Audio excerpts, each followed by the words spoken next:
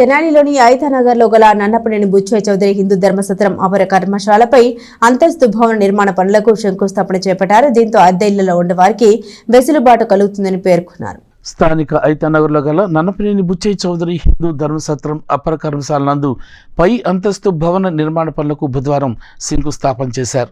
ఈ సందర్భంగా కమిటీ నిర్వాహకులు మాట్లాడుతూ ఇప్పుడు ఉన్న అపర కర్మశాల పై అంతస్తు భవన నిర్మాణానికి నన్నపనేని సతీష్ కుమార్, సోమవారపు నిరంజన్, మన్నే హరీష్, నన్నపనేని ప్రతాప్ దాతల సహకారంతో అదనపు అంతస్తు భవనాన్ని నిర్మిస్తున్నట్లు కమిటీ అధ్యక్ష కార్యదర్శులు జెట్టి చిన్న అంకినీడు, ఈదర శ్రీనివాసరావు తెలిపారు.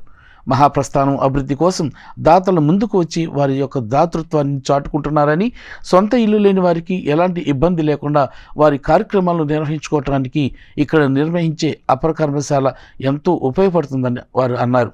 దీనిలో అన్ని మౌలిక వసతులు కల్పిస్తున్నట్లు కూడా వారు తెలియజేశారు.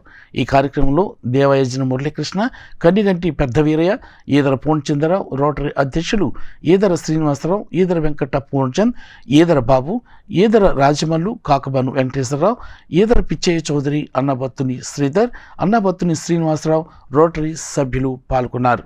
ఐతానగర్లో ఈ అపరకర్మల చాలా అదనపు గదులు నిర్మాణానికి దాతలు సతీష్ గారు, తర్వాత నిరంజన్ గారు, ప్రతాప్ గారు, హరీష్ గారు వారి సౌజన్యంతో ఈ అప్స్టైర్ వేయడానికి ఈరోజు శంకుస్థాపన కార్యక్రమం జరిగింది.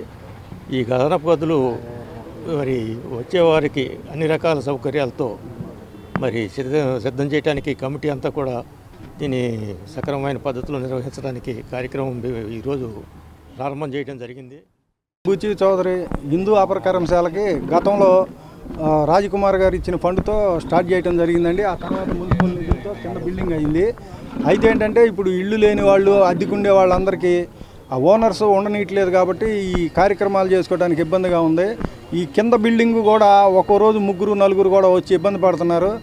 ఇది దాతల దృష్టికి తీసుకెళ్తే వాళ్ళు అదనపు గదుల నిర్మాణానికి మనకి సూర్యకుమార్ గారి జ్ఞాపకార్థం నిరంజన్ రావు గారును, సతీష్ గారు, తర్వాత ఏమన్నా మన ప్రతాప్ గారు, హరీష్ గారు, అట్లాగే రోటరీ క్లబ్ తరఫున రోటరీ క్లబ్ వారు కూడా కొంత, మళ్ళీ మనకి మురళి మాస్టర్ కూడా కొంత ఇస్తానన్నారు. అట్లాగే పెదరయ్య గారు, ఈదర ప్రభాకర్ రావు గారి జ్ఞాపకార్థం కొంత, అట్లా దాతలందరూ అడగంగానే స్పందించి అందరూ ముందుకొచ్చి ఇప్పుడు ఈ కార్యక్రమం జయప్రదం చేయడానికి ఇచ్చేశారు.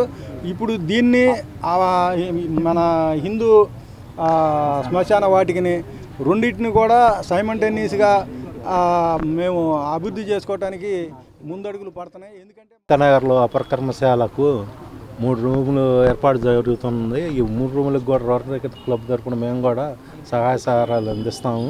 ఇంకేమైనా ఎక్స్ట్రా వర్కులు కావాలన్నా మేము చేస్తానికి